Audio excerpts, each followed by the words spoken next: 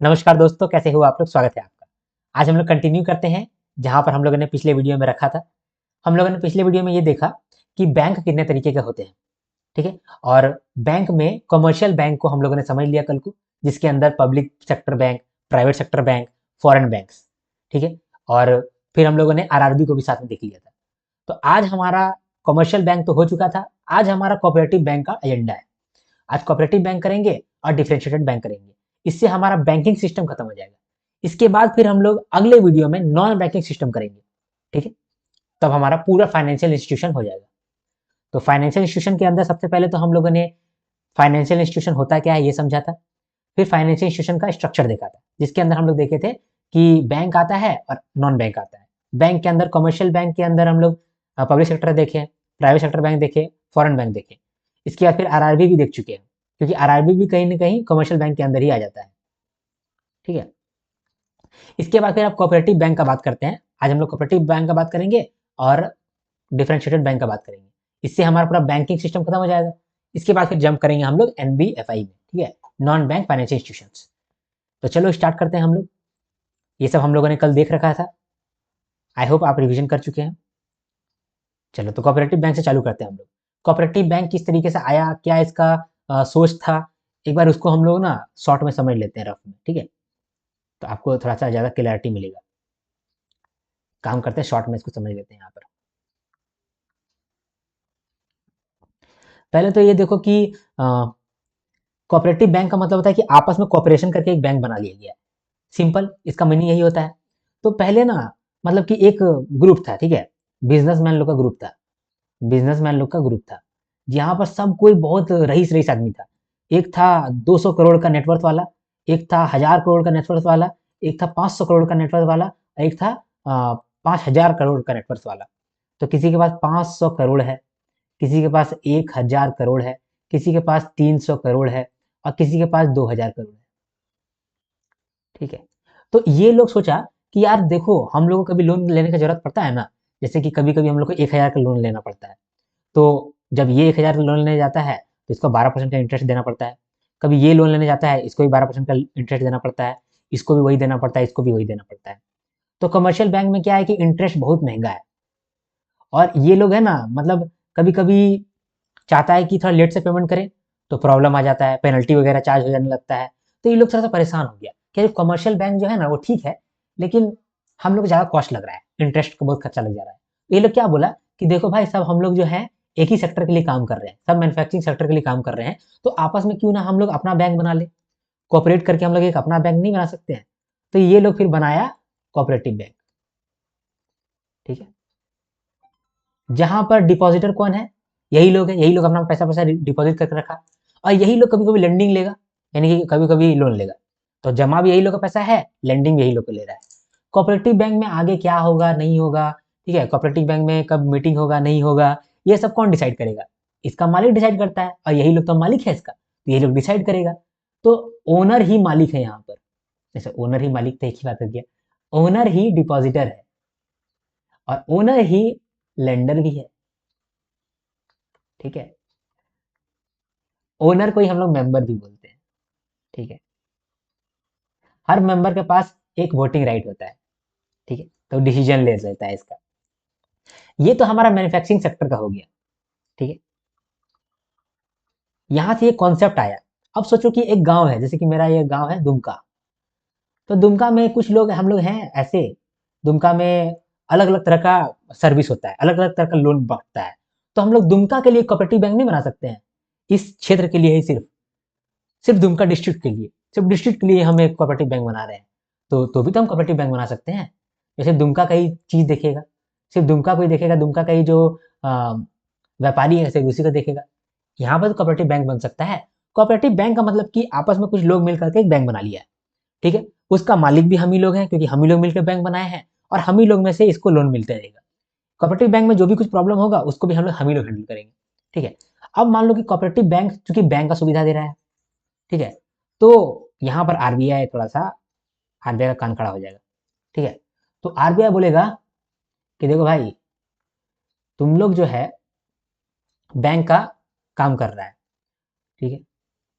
तो बैंकिंग का जो काम जो कर रहा है ना, उसमें हम देख रेख करते रहेंगे, क्योंकि इंडिया में जो भी बैंकिंग का काम करता है उसका देख रेख हमको करना पड़ता है, तो हम तुम्हारा भी देख रेख करेंगे।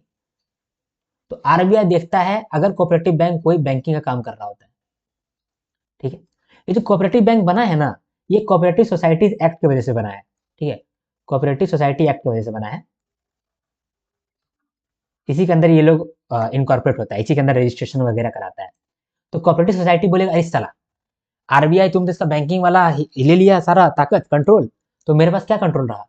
तो आरबीआई बोलेगा कि तुम मैनेजमेंट देख लो, कौन मेंबर रहेगा नहीं रहेगा, कौन कब मीटिंग होगा नहीं होगा, हाँ, और डायरेक्टर कौन होगा नहीं होगा, ये सब तुम देख लो, बैंकिंग का काम हम देख लेते हैं, ठीक है।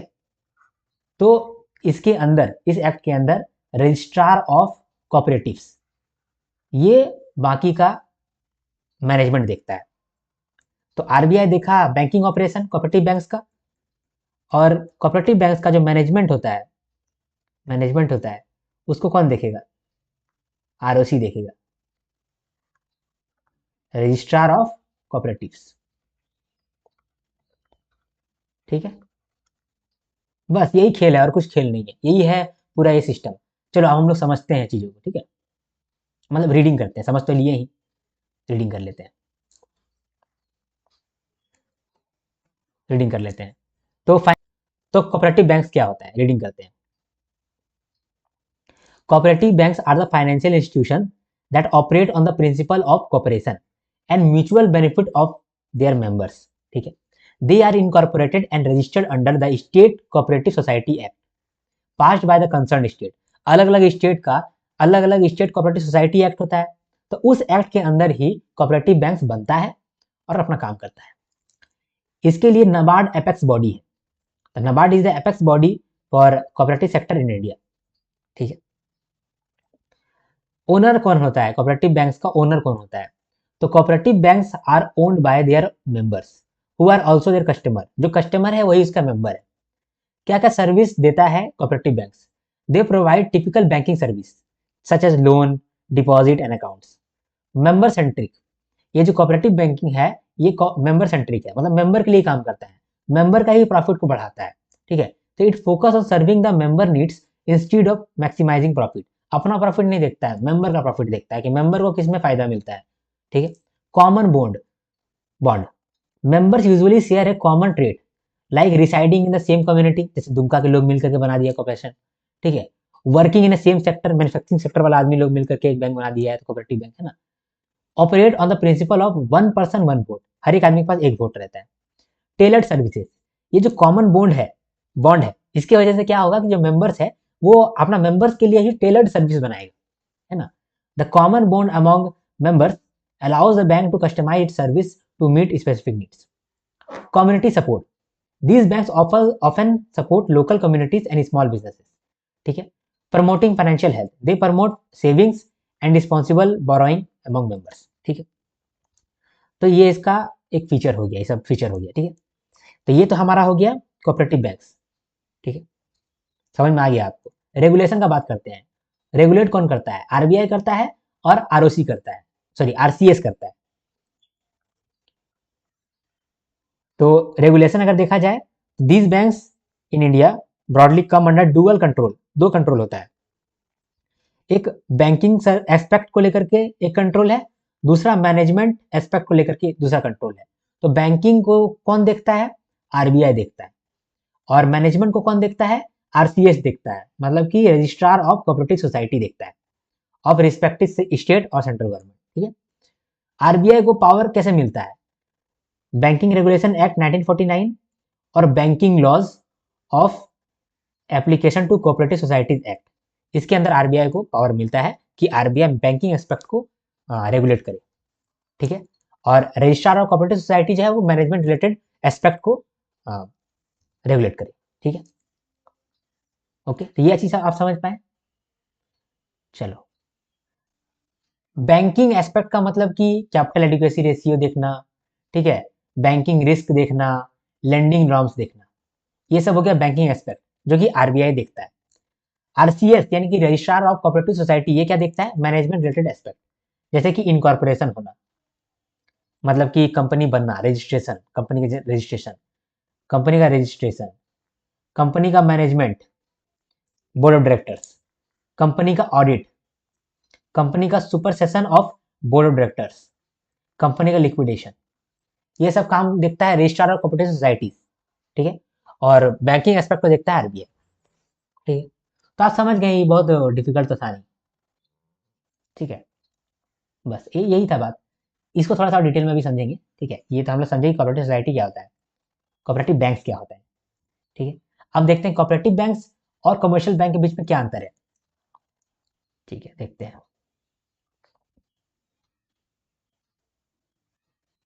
पहले कमर्शियल बैंक जो है एक जॉइंट स्टॉक बैंक है।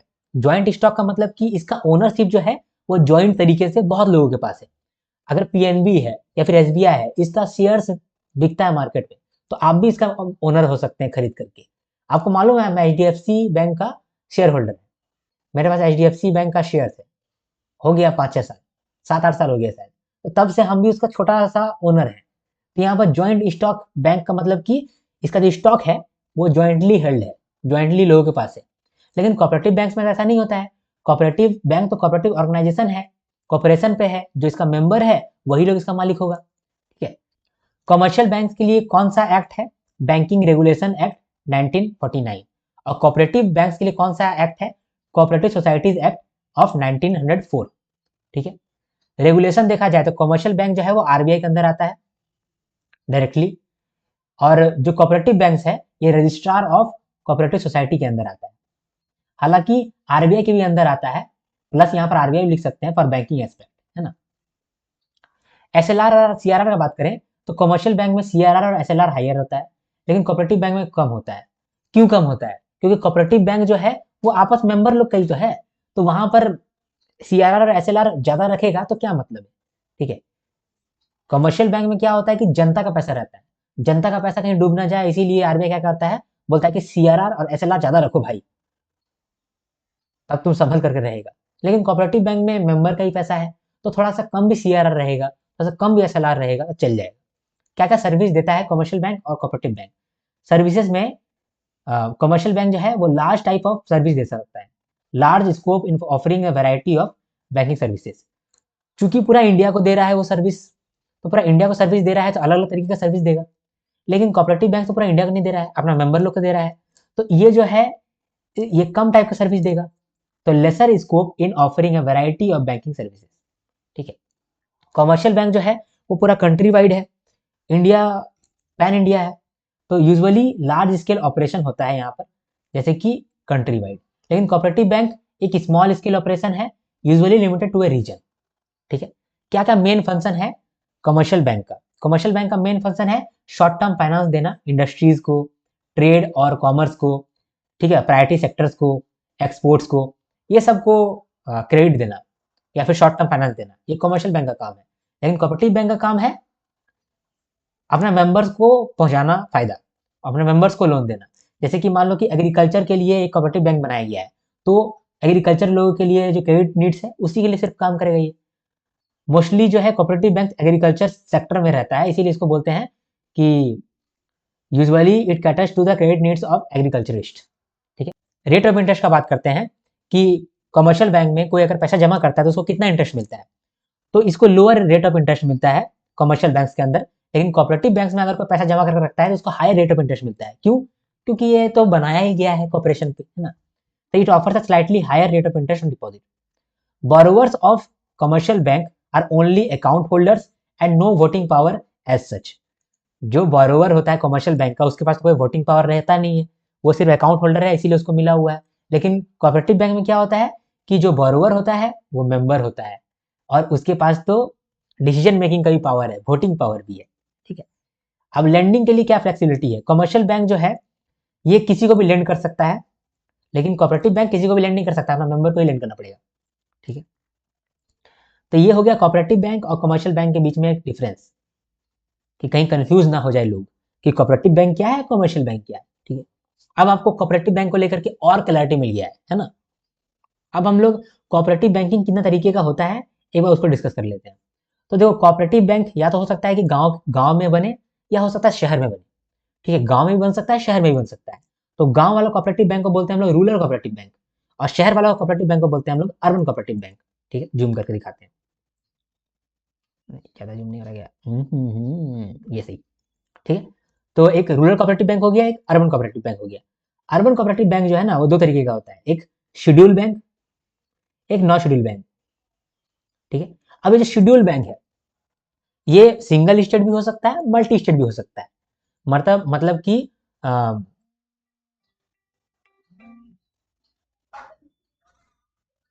हेलो, हाँ हेलो। हाँ हेलो, फ्लिपकार्ट से सॉरी गाइस कॉल आ गया था। स्टार्ट करते हैं वापस से। हम लोग ये जान रहे थे कि ऐसा कोऑपरेटिव बैंक जो गांव में हो तो उसको रूरल कह देते हैं, शहर में हो तो उसको अर्बन कह देते हैं। तो अर्बन कोऑपरेटिव बैंक के अंदर भी ना एक शेड्यूल बैंक आता है, एक नॉन शेड्यूल बैंक आता है। ये जो शेड्यूल बैंक है ये कौन सा शेड्यूल बैंक है? वही जो कि आरबीआई एक्ट 1934 का सेकंड शेड्यूल में लिस्ट किया हुआ है, वो है शेड्यूल बैंक। ठीक है, और कुछ नॉन शेड्यूल बैंक है। अब ये शेड्यूल बैंक है, ये भी सिंगल स्टेट हो सकता है या फिर मल्टी स्टेट हो सकता है।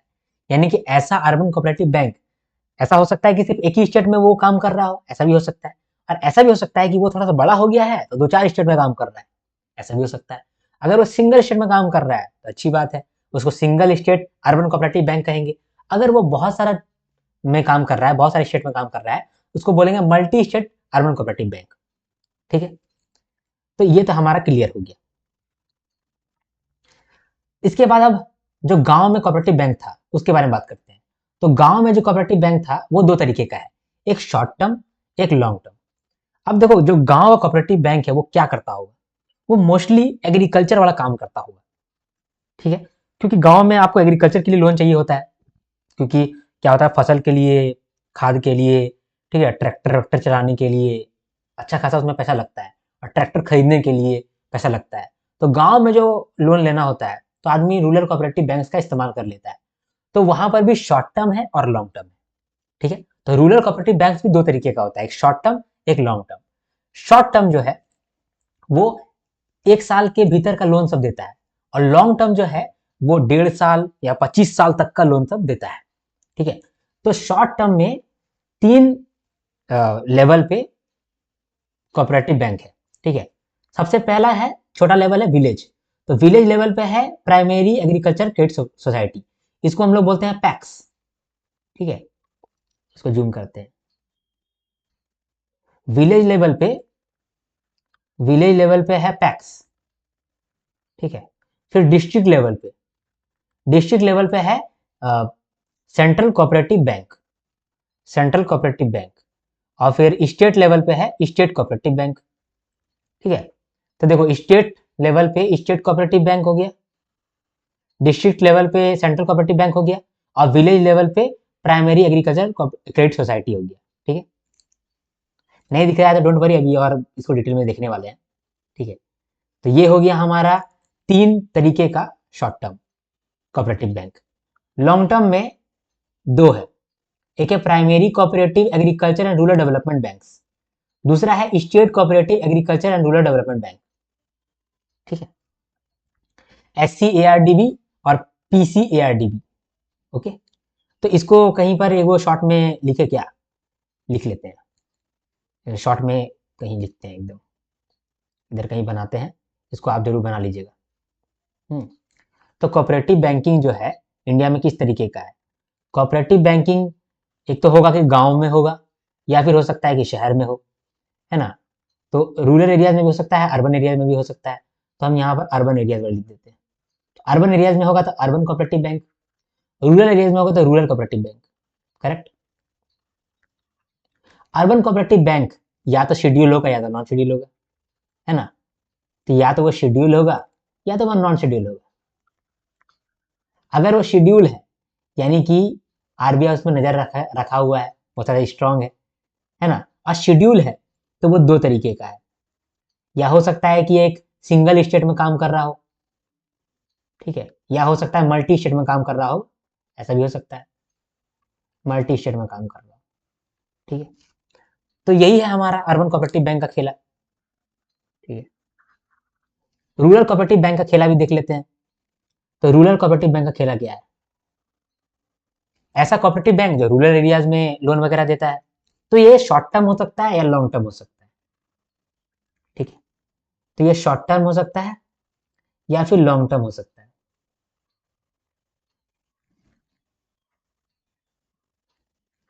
शॉर्ट टर्म जो होता है वो 1 साल के भीतर वाला लोन देता है, 1 साल के भीतर वाला। और लॉन्ग टर्म जो होता है वो 1.5 साल से लेकर 25 साल तक का लोन देता है। अब शॉर्ट टर्म स्ट्रक्चर वाला जो बैंक है वो 3 तरीके का है, ठीक है। एक विलेज लेवल पे एक डिस्ट्रिक्ट लेवल पे है और एक स्टेट लेवल पे है ना। तो विलेज लेवल पे है, एक डिस्ट्रिक्ट लेवल पे है और एक स्टेट लेवल पे है।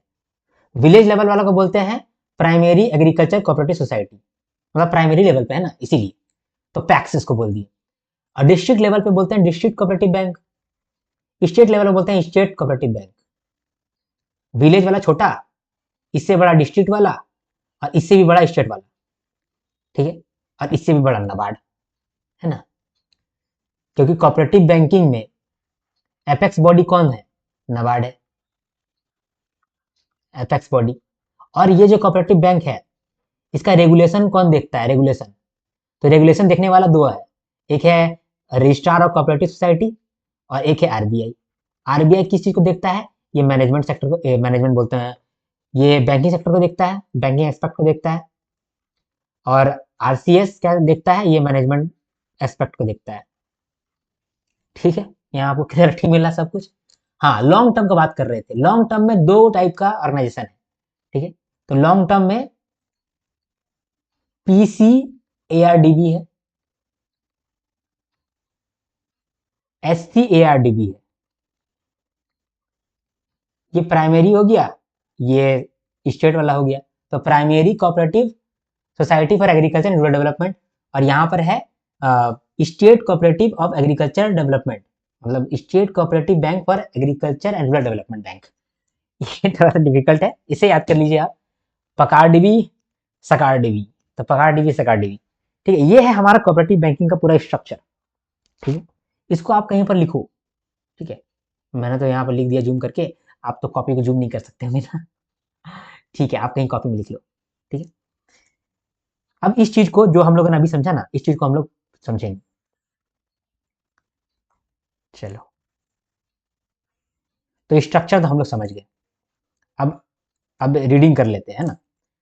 अर्बन कोऑपरेटिव बैंक मतलब जो अर्बन शहर में है, रूरल कोऑपरेटिव बैंक मतलब कि जो रूरल गांव में है। तो urban cooperative banks operate in urban and semi urban areas. They mainly lend to small borrowers and businesses. Based on the regulation design, they are categorized into 2 types, scheduled bank and non scheduled banks. हाँ, ये तो बात ही है। Urban cooperative bank जो है वो urban area या फिर सेमी अर्बन एरिया में काम करता है। ये बेसिकली स्मॉल बोरोवर्स और बिजनेस को लेंड करता है।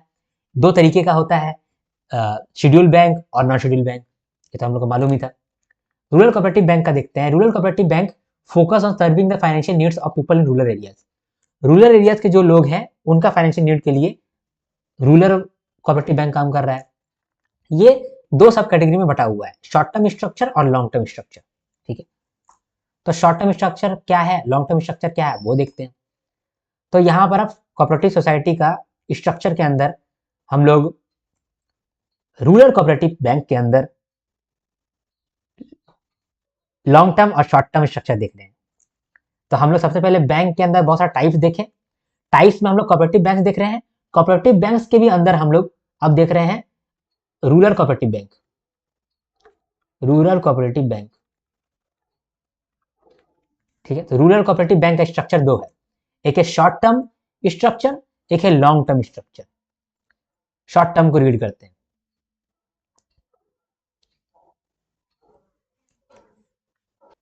शॉर्ट टर्म स्ट्रक्चर के अंदर जो कोऑपरेटिव बैंक है वो लेंड करते हैं up to 1 year for the purpose such as cultivation activities, buying seeds and fertilizers etcetera.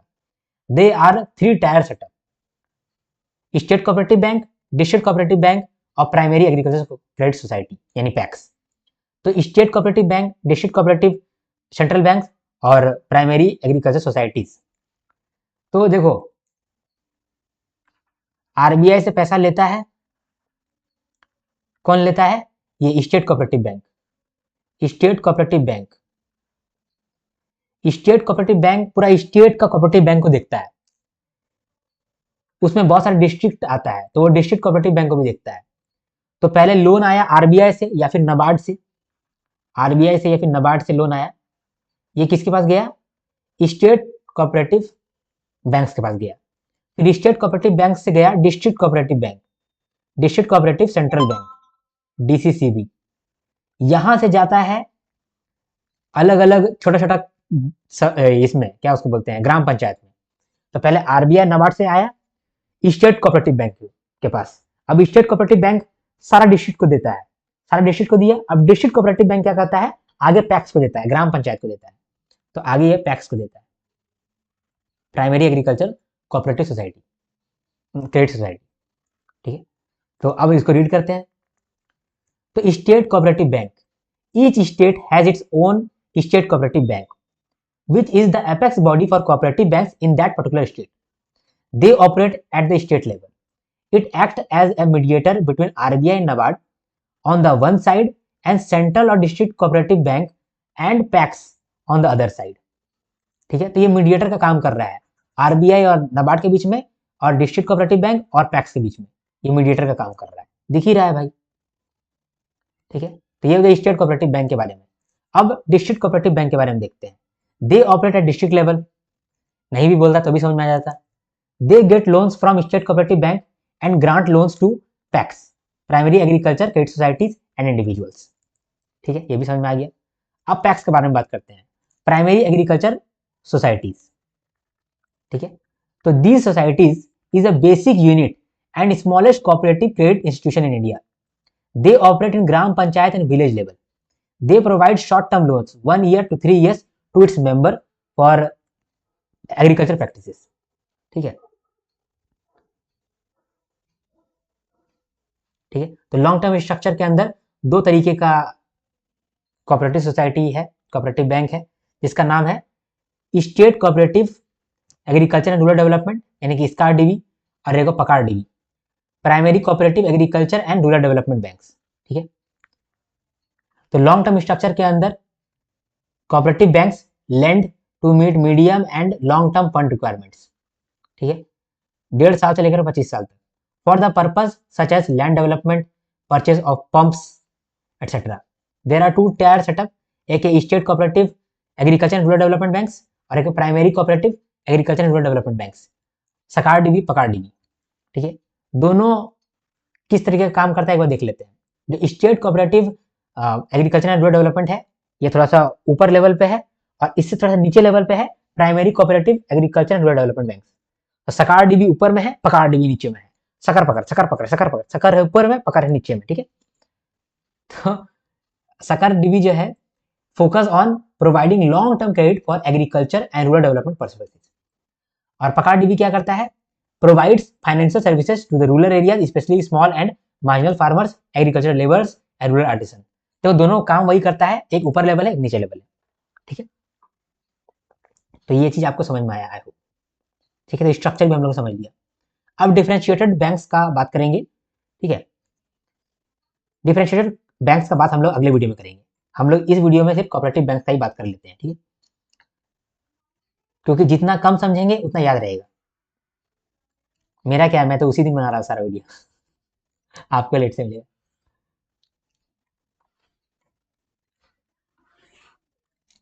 चल एक बार हम लोग समराइज करेंगे। ठीक है, अब समराइज करते हैं आज जो भी हम लोगों ने देखा। सबसे पहले हम लोगों ने देखा कि कोऑपरेटिव बैंक क्या होता है। तो ऐसा बैंक जिसको बनाया गया है उसका ओनर्स के द्वारा, और इसका कस्टमर भी वही ओनर्स है, यानी कि वही ओनर्स जब मन करता है तब डिपॉजिट लेता करता है, और जब मन करता है तो वहां से लोन ले लेता है। तो ये जो ओनर है यही इसका कस्टमर बनता है। ठीक है, अब चूंकि ये लोग ओनर है तो कोऑपरेटिव सोसाइटी या फिर कोऑपरेटिव बैंक को चलाना तो पड़ेगा, तो चलाने के लिए डिसीजन कैसे लिया जाएगा। तो ये जो मेंबर लोग हैं इन लोग के पास 1 पर्सन 1 वोट का सिस्टम होता है, जिसके थ्रू डिसीजन लिया जाता है इस कोऑपरेटिव बैंक का। ये जो कोऑपरेटिव बैंक है इसका जो सर्विसेज होता है वो टेलर्ड सर्विसेज होता है, यानी कि पर्सनलाइज्ड सर्विसेज होता है अपने मेंबर्स के लिए, क्योंकि कम ही मेंबर्स मिलकर के इसको बनाया है और वही मेंबर इसका सर्विसेज को यूज करने वाला है। तो जो मेंबर्स है वो लोग तो अपने हिसाब से नहीं इसका सर्विसेज को टेलर करेगा। तो ऐसा होता है। यहाँ देखा जाता है कि आपस में कॉमन बॉन्ड शेयर करता है जो मेंबर्स होता है, एक सेक्टर का ही मेंबर्स लोग आपस में मिल करके कोऑपरेटिव सोसाइटी बना लेता है, ठीक है। जैसे कि फार्मर्स लोग मिल करके एक कोऑपरेटिव सोसाइटी बना लिया, कोऑपरेटिव बैंक बना लिया, ठीक है। तो ये कोऑपरेटिव बैंक हो गया। कोऑपरेटिव बैंक चूंकि यहाँ पर बैंक का काम कर रहा है, तो यहाँ पर इसका रेगुलेशन भी जरूरी है। तो इसका रेगुलेशन कौन देखता है? तो डुअल रेगुलेशन के अंदर आता है। कोऑपरेटिव बैंक्स को दो जने देखता है, एक आरबीआई देखता है। आरबीआई देखता है क्योंकि आरबीआई को पावर मिला है under banking regulation act and banking law application to cooperative societies act. तो ये दो एक्ट की वजह से आरबीआई को पावर मिला है कि रेगुलेट कर सकता है इस बैंक्स को। दूसरा, रजिस्ट्रार ऑफ कोऑपरेटिव सोसाइटी, इसको भी पावर मिला है कि ये भी रेगुलेट कर सकता है। दो जने इसको रेगुलेट करते हैं, ठीक है। इसके बाद फिर हम लोग देखेंगे कॉपरेटिव बैंक्स कमर्शियल बैंक से कैसे अलग है। Simple, commercial bank all India basis पे है, कॉपरेटिव बैंक किसी एक सेक्टर पे है, ठीक है। कमर्शियल बैंक में जो भी डिपॉजिट करता है तो कम रेट ऑफ इंटरेस्ट उसको मिलता है, लेकिन कॉपरेटिव बैंक में ज्यादा रेट ऑफ इंटरेस्ट मिलता है। कमर्शियल बैंक का जो स्टॉक है, जो उसका ओनरशिप राइट है, वो बहुत लोगों के पास है, ज्वाइंटली है। कोऑपरेटिव बैंक में ऐसा नहीं है, कुछ लोगों के पास ही है। कमर्शियल बैंक को रूल करता है बैंकिंग रेगुलेशन एक्ट 1949, लेकिन कोऑपरेटिव बैंक को रूल करता है कोऑपरेटिव सोसाइटीज एक्ट ऑफ 1904।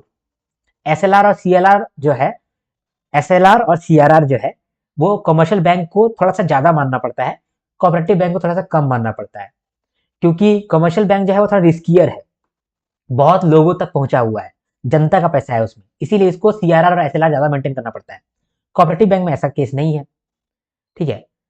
इसके बाद अगर देखा जाए तो कमर्शियल बैंक बहुत तरीके का सर्विस देता है, क्योंकि उसका कस्टमर बेस पूरा इंडिया है, लेकिन कोऑपरेटिव बैंक में ऐसा नहीं है, तो वो कम टाइप का ही सर्विस देता है, टेलर्ड सर्विसेज देता है। इसके बाद जो कोऑपरेटिव बैंक होता है, इसका बोरोवर के पास तो थोड़ा सा पावर भी है, क्योंकि इसका जो बोरोवर है वही मेंबर है, तो पावर है, वोटिंग पावर है, लेकिन कमर्शियल बैंक में ऐसा नहीं होता, ठीक है। कोऑपरेटिव बैंक जो है दो तरीके का होता है, एक रूरल एरियाज में काम करने वाला और एक अर्बन एरियाज में काम करने वाला। तो ऐसा कोऑपरेटिव बैंक जो कि रूरल एरियाज में काम करता है उसको बोलते हैं रूरल कोऑपरेटिव बैंक्स, और ऐसा कोऑपरेटिव बैंक जो कि अर्बन एरिया में काम कर रहा है या फिर सेमी अर्बन एरिया में काम कर रहा है उसको बोलते हैं अर्बन कोऑपरेटिव बैंक। तो अर्बन कोऑपरेटिव बैंक जो कि अर्बन एरिया में काम करता है वो दो तरीके का हो सकता है, शेड्यूल बैंक और non schedule bank. Schedule bank का मतलब कि आरबीआई एक्ट 1934 का सेकंड शेड्यूल में ये लिस्ट है, तो अगर वहां पर लिस्ट है तो आरबीआई का अच्छा खासा नजर है वहां पर, उसको ये मजबूत बना करके रखा है, ठीक है। तो ये शेड्यूल बैंक के अंदर दो तरीके का बैंक होता है, एक सिंगल स्टेट, एक मल्टी स्टेट। सिंगल स्टेट का मतलब कि एक ही स्टेट में ऑपरेट कर रहा है, मल्टी स्टेट का मतलब कि दो तीन स्टेट में ऑपरेट कर रहा है, ऐसा अर्बन कोऑपरेटिव बैंक, ठीक है। तो ये तो हो गया हमारा urban cooperative bank. Rural cooperative bank का बात करते हैं। रूरल कोऑपरेटिव बैंक ऐसा बैंक होता है जो कि रूरल एरियाज में काम करता है, मोस्टली एग्रीकल्चरिस्ट लोगों को लिए ये काम कर रहा होता है, ठीक है। एग्रीकल्चर के लिए कभी कभी क्या होता है ना कि ट्रैक्टर खरीदने के लिए पैसा दे दिए हैं, ठीक है। कभी कभी क्या होता है कि किसी को पंप खरीदने के लिए पैसा दे दिए हैं, और कभी कभी खाद देने के लिए पैसा दे दिए हैं, ठीक है। तो ये सब काम करने के लिए भी रूरल कोऑपरेटिव बैंक बनाया गया है। तो रूरल कोऑपरेटिव बैंक दो तरीके का होता है, एक शॉर्ट टर्म, एक लॉन्ग टर्म। शॉर्ट टर्म में जो लोन दिया जाता है वो 1 साल से 3 साल के बीच वाला लोन होता है, ठीक है। 0 साल से 3 साल तक का लोन लेता है, उसको बोलते हैं शॉर्ट टर्म कोऑपरेटिव बैंक्स। और कोई ऐसा बैंक होता है जो कि लॉन्ग टर्म का लोन देता है, उसको बोलते हैं long term structures. Short term structure जो है ना उसके अंदर 3 लेवल पे लेंडिंग होता है। सबसे पहले तो आरबीआई नाबार्ड कुछ पैसा लेंड करता है स्टेट कोऑपरेटिव बैंक को, जो पूरा स्टेट में कोऑपरेटिव बैंक्स के लिए सबसे एपेक्स बॉडी है। फिर state cooperative bank district cooperative banks को पैसा दे देता है। इसके बाद डिस्ट्रिक्ट कोऑपरेटिव बैंक क्या करता है, आगे प्राइमरी एग्रीकल्चर क्रेडिट सोसाइटी को देता है, और प्राइमरी एग्रीकल्चर क्रेडिट सोसाइटी क्या करता है, प्राइमरी लेवल पे लोन देता है। तो सबसे एकदम लोअर लेवल पे कौन है, ये प्राइमरी एग्रीकल्चर क्रेडिट सोसाइटीज है, सबसे लोअर लेवल पे। उसके ऊपर लेवल पे डिस्ट्रिक्ट क्रेडिट सेंट्रल बैंक्स, और उसके ऊपर है स्टेट कोऑपरेटिव बैंक्स। तो एससीबी, डीसीसीबी और पैक्स, ओके। ये तो गया short term structure. Long term structure में जो लॉन्ग टर्म लोन दिया जाता है, 1.5 साल से लेकर के 25 साल तक का लोन दिया जाता है, इसमें दो तरीके का बैंक्स है, या फिर कहें कि दो तरीके का लेवल है, दो लेवल है। एक है सकार डीबी, एक है पकार डीबी। सकार डीबी का मतलब state cooperative agriculture and rural development banks, और दूसरा primary cooperative agriculture and rural development banks, ठीक है। यहां तक अभी हम लोगों ने समझ लिया। अगले वीडियो में हम लोग डिफरेंशिएटेड बैंक्स देखेंगे। अगर आपको मेरा वीडियो पसंद आता है तो लाइक करके जाइए, बिना लाइक करे मत जाइए, क्योंकि आपका एक लाइक जो है मेरा क्रेडिबिलिटी बढ़ाता है, मेरे वीडियो को लार्जर ऑडियंस देता है। आप मेरे वीडियो को अगर देख रहे हैं यूट्यूब पे तो जरूर शेयर करिए, आपका शेयरिंग इज माई केयरिंग, ठीक है। फिर आप सब्सक्राइब करके रखोगे तो आरबीआई ग्रेड बी के लिए आपको जबरदस्त कंटेंट मिलने वाला है, मिलता ही रहता है, तो आप बिल्कुल भी नुकसान में नहीं रहोगे, फायदे में ही रहोगे। सब्सक्राइब करके आप जरूर रखो, ठीक है। अगर आप मेरा ये वीडियो यूट्यूब में देख रहे हैं तो आप कमेंट जरूर करना, क्योंकि आपका एक कमेंट मेरा दिन बना देता है। और अगर आप ये वीडियो यूट्यूब में नहीं देख करके एप्लीकेशन में देख रहे हैं तो टेस्टिमोनियल में जाकर के मेरे लिए 2 शब्द जरूर लिखें।